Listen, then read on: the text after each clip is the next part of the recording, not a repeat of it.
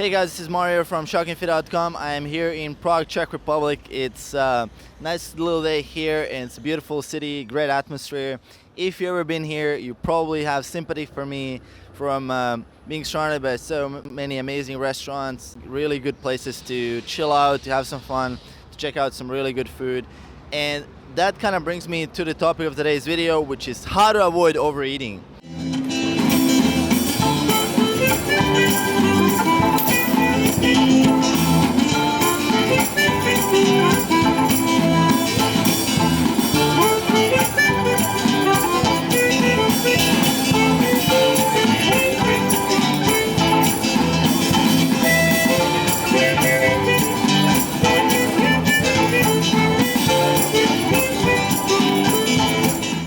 I've actually found myself in a tight situation here because I'm not really normally exposed to so much delicious food.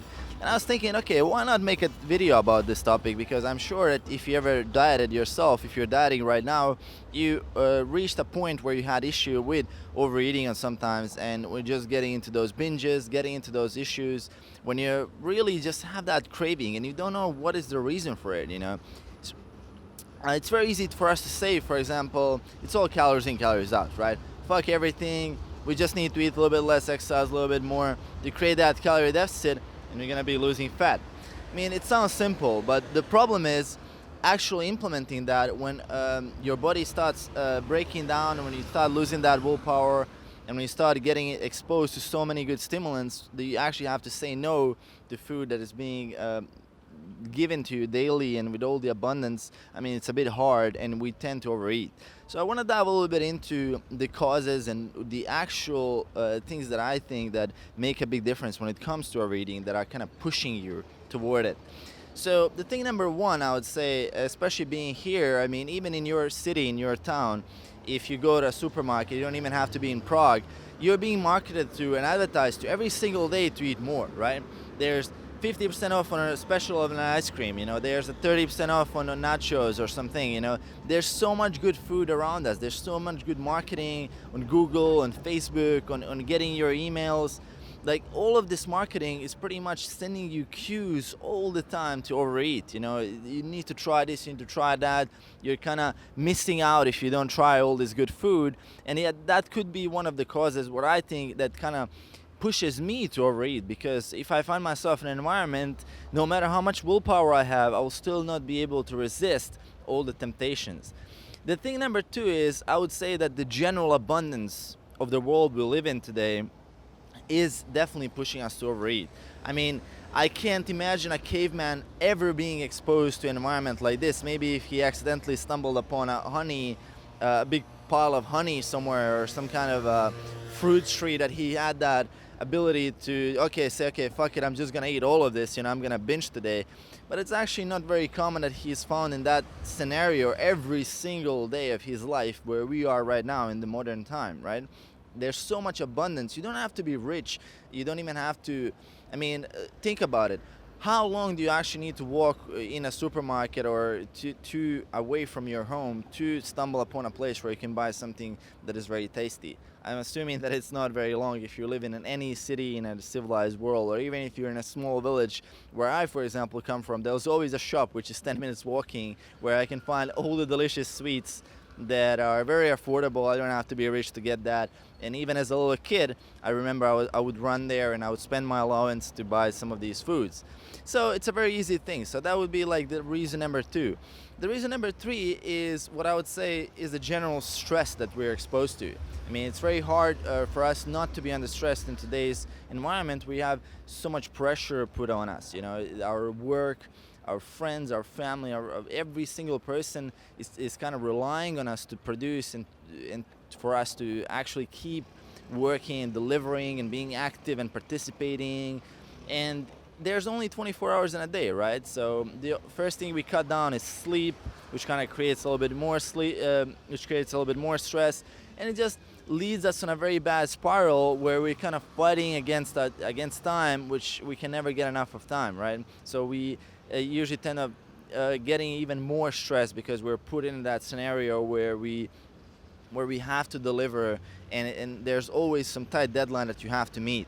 And once you're under that stress position, when you're in that stress state, it's a lot easier to overeat, right? The first thing we look at is, okay, how can I get some fast food? I don't have time to cook. I don't have time to buy good food. And that's kind of the reason as well, because all that marketing, all that abundance plays into the fact that you're stressed all the time. I mean, almost all the time. And it's a lot easier for you to actually indulge and go for those foods which are convenient and very easy to get.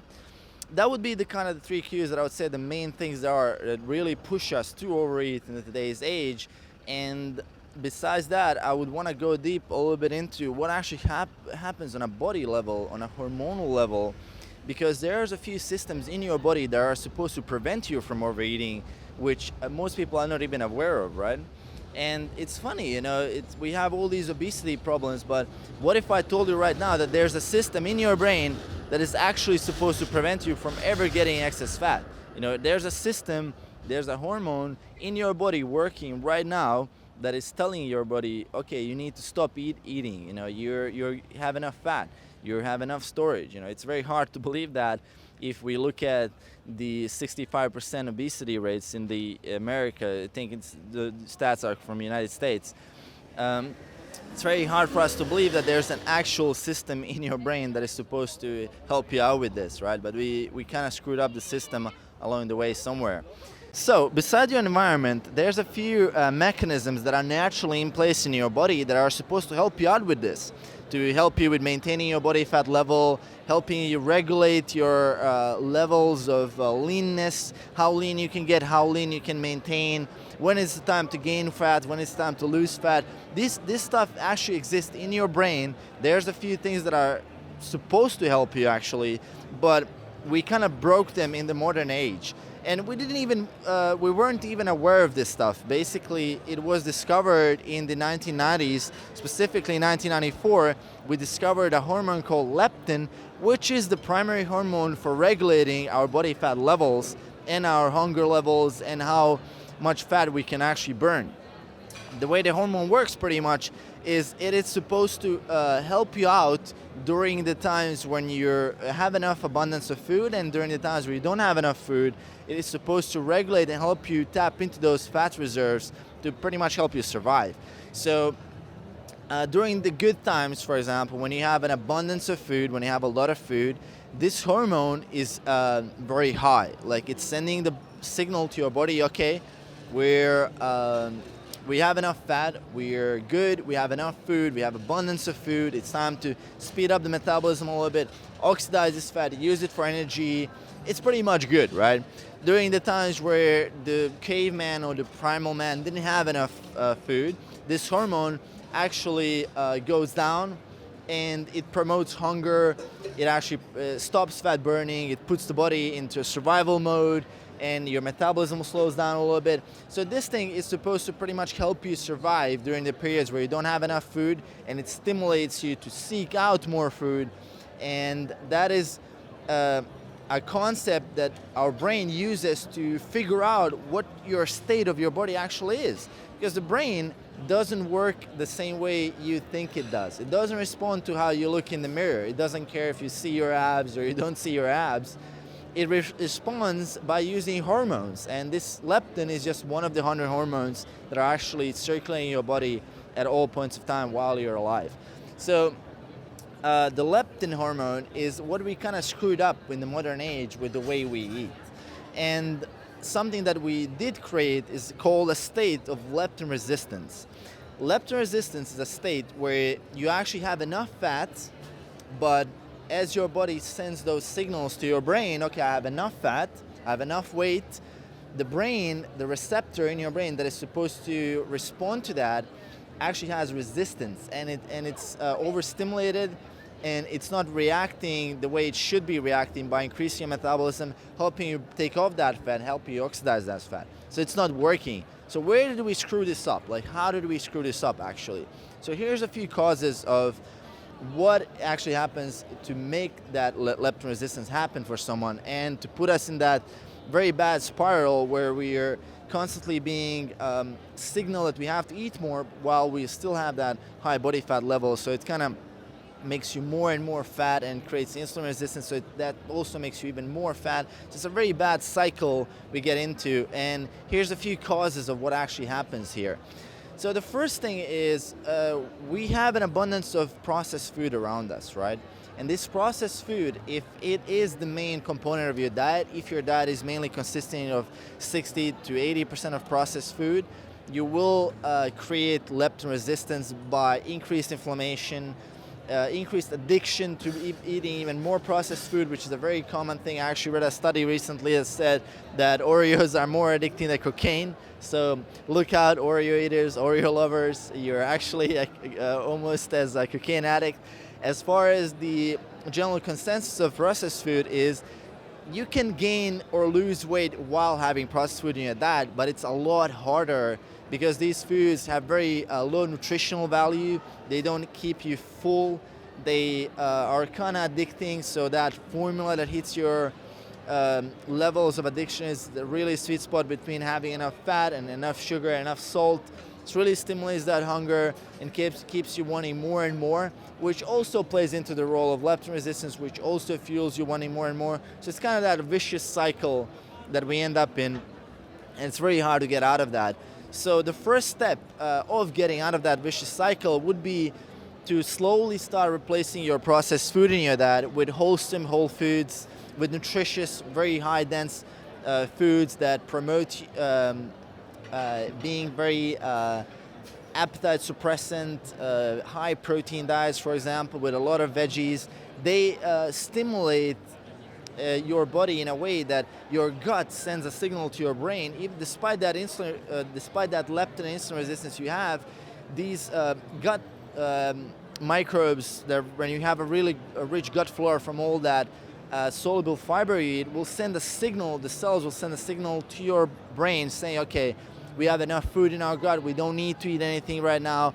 And it does help you get rid of that leptin resistance after you switch from processed to wholesome foods. There is a degree of time that needs to pass before you get accustomed, and before that you fix that leptin resistance, so your body starts getting the proper signaling in place and helps you get rid of the fat and helps you go through that weight loss process. It's a very vicious cycle to get out of, but as I said, once you start transitioning slowly from eating processed food to very satiating, high nutritious, wholesome foods, you will instantly notice that difference. You're gonna feel less hungry while still eating a lot of food, and that food volume that comes from high fiber, high soluble fiber, and that healthy gut microbiota will help your gut signal the brain as well to keep you full and to help you lose weight.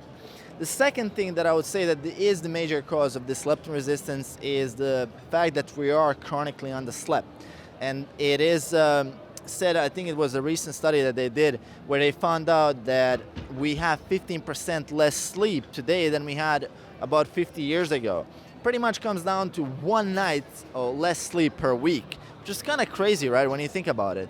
So we are chronically underslept. Like the average American, I think, sleeps about 6.5 hours, which is definitely way under that what we should be sleeping, which I guess the consensus is around 7.5 to 8 hours minimum to get that healthy hormone function, and pretty much everything in your life is influenced by how much you sleep. And I think most of us think, okay, that's not me, I can function properly in 6.5 hours, and it is not the case. Actual studies confirm that although you might think you're used to it, it is more like chronic deprivation of sleep, and it is messing up all your hormone levels. All those 100 hormones I mentioned, they're all affected by this. Pretty much all your body systems, immune system, building muscle, burning fat, everything is affected by your lack of sleep. So after, for example, if I'm working with a client, the first thing that I would work when we are trying to eliminate overeating and binging and letting in those cravings, the first thing I would say is, let's switch your diet more to contain those whole foods, and then let's work on your sleep. That would be the crucial two aspects that I would say that completely eliminate that desire for sweet. You probably realize that even if you miss 1 day of sleep, even if you had like 1 night of really bad sleep, like 3 to 4 hours because you're busy, and if sleep is essentially the first thing we try to cut out, is that you feel like you need to eat a little bit more carbs. You feel like you need to eat a little bit more sugar, you're more hungry, you're less likely to get full. Even though you eat a huge meal, you're still hungry in 2 hours. And all those signals that your body is sending, they are real, they are something to be dealt with. And as I mentioned before, the willpower is not enough to manage this. We actually have to start putting in a healthy sleep practice and a healthy way of picking foods and which foods are we going to include in our diet. Besides that, I think one of the most crucial aspects, the third crucial aspect that I would point out here that is messing up our leptin is our lack of physical exercise. So if you're not going to the gym, if you're not exercising regularly, you will definitely have massive issues with leptin resistance, because lack of exercise influences absolutely everything. It's the same as sleep does. And if you're a person who's going to the gym, you're already on a good path of getting this handled and getting this aspect of your life really in check. And it helps a lot with getting out of that vicious cycle of high leptin resistance, plus not being able to burn any fat and having that hunger and all those bad things. Because when you exercise, you actually have those feel-good emotions. You get those nice dopamine, serotonin hits, and you feel good about yourself. You feel better about yourself, and you're working on something that is helping you and getting you more healthy. And I would say exercise is one of the key aspects that are definitely a lot of people neglecting today. Basically, if we fix these three issues, if we eat more wholesome foods, if you get enough sleep, if you put in some exercise, even 3 times a week is enough, we would get rid of this leptin resistance, and we would have our body on our side when we are fighting obesity. One final thing I want to talk about here, now that we kind of identified what really happens, what are the causes of us overeating, being that we are stuck in this modern environment and that our food that we're eating is kind of addictive, that we don't have enough sleep, that it's all kind of rigged against us, that we screwed up our natural defense system against obesity. But what can we actually do in our lifestyle right now to implement these new behaviors and to make these changes to make sure that we progress and get those good results and get rid of that problem that we have, which is excess body fat? So the first thing I will look into, and the primary thing, and I always emphasize this a lot, is designing your own environment, designing your own life to support all of these new big behaviors. For example, if you stop watching this video right now, if you just, okay, it was cool while you watched, you kind of thought about it, you felt like it was nice, but the next time if you go to your shop, if you still keep buying processed foods and you don't stock up in your fridge on the whole foods, on the good foods, on high fiber vegetables, on high protein, nothing will change. I mean, your behavior is still the same. Despite the fact that you have this information, if you haven't modified that behavior, nothing will happen. I mean, people will have to realize that it really comes down in the end to how much you can implement and how much you can actually make a change in your life when you change those key few behaviors that are driving that body reaction to change, to improve, to lose that weight that is holding you back. I mean, it all comes down to the behaviors that you would do on a repeated basis. It all comes down to a habit. Really, what separates really successful people with the unsuccessful people is basically that the successful people repeat a set of behaviors that is really good for them day in and day out. That it's really comes down to a simple point where they identified, okay, what is the stuff that I can do every day? And they just keep repeating, executing. It's all about the reps. It's not about one good achievement or one good event in your life. It's more about just putting in that constant repetitions. And as I said, going back to the designing your environment, next time you go shopping, you want to make sure that that shopping list has all those whole foods that you need to support to start eliminating that processed food from your life, at least from your home. Your home is, look at it as some environment that you can design perfectly because it's fully under your influence. So you can basically design your home the way you want it to be. So you want to design that to have all those good things around you, to have that weight scale every time you step up in the morning, you wake up, and you go to the toilet, you have that weight scale so you can check your weight. You have all those good foods, you have those foods you can snack on if you feel those cravings, because it's a lot easier to make the right choice if you're surrounded by good choices. Like if you're surrounded by healthy food, even if you have that urge to eat, if you chew on a red pepper, if you chew on some kind of salad, it's a lot less damage than if you have like chips nearby, if you have some sugared nuts nearby or ice cream or something like that, which most people have in their homes. I mean, it's right there and it's very easy to grab onto, and it kind of becomes a default. Whatever choice is easier becomes default for us. So that's the first thing. Second thing is you want to make a schedule, right? If you want to change anything in your life, you need to set a real schedule. Instead of saying I would like to exercise 3-4 times a week, you want to say, okay, every Monday, Wednesday, and Friday, I'm gonna go to the gym no matter what. And that's gonna be my schedule. That's how you really make things stick. You want to identify the schedule, you wanna think about it of really when you can execute and when you can take action, and then you wanna implement this. The same goes back to your sleep practice. You wanna set a schedule for yourself. Okay, if you have a fixed wake up, for example, at 7 a.m., you wanna say, okay, every night I'm gonna go to bed at midnight no matter what. It's like non-negotiable commitment. And once that happens, once you implement that, once you put that to practice, you have that new behavior that is driving change, that is improving your life. This is just a simple example of a few things that you can do, and a few things that are under your power. It's not something that you can say, oh, I'm a victim of my environment if your home has chips in it. It's your fault. It's your responsibility to design this, to design your life. It's nobody else's responsibility. And the same as for going gym. If you have a set schedule, you want to make sure that you stick to it. That's pretty much it. And yeah, that's basically all what I wanted to say for you guys for today's video. It's a bit of a long one. I hope you learned something, and I want to see you guys in the next video. If you enjoyed this video, make sure to click like on the damn button, and if you have any comments or any insights you want to share with me, leave them below in the video. As always, if you like it, make sure to subscribe to the channel as well, and I'll see you guys soon. Peace.